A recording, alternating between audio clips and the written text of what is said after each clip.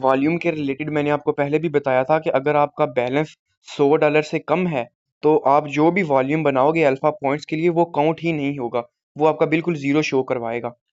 Because new rules आए हैं, तो अभी जिन लोगों का $100 से कम बैलेंस है उनके लिए अल्फा बिल्कुल खत्म है, वो कर ही नहीं सकते न्यू रूल्स की वजह से।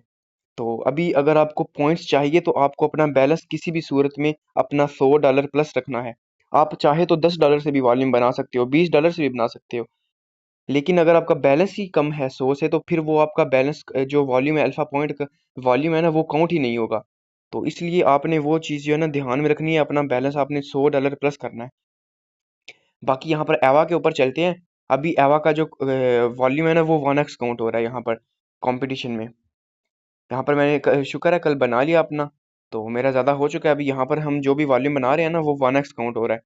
तो वो आपने अपना अभी क्लिंग के ऊपर कर सकते हो, 4x है वो।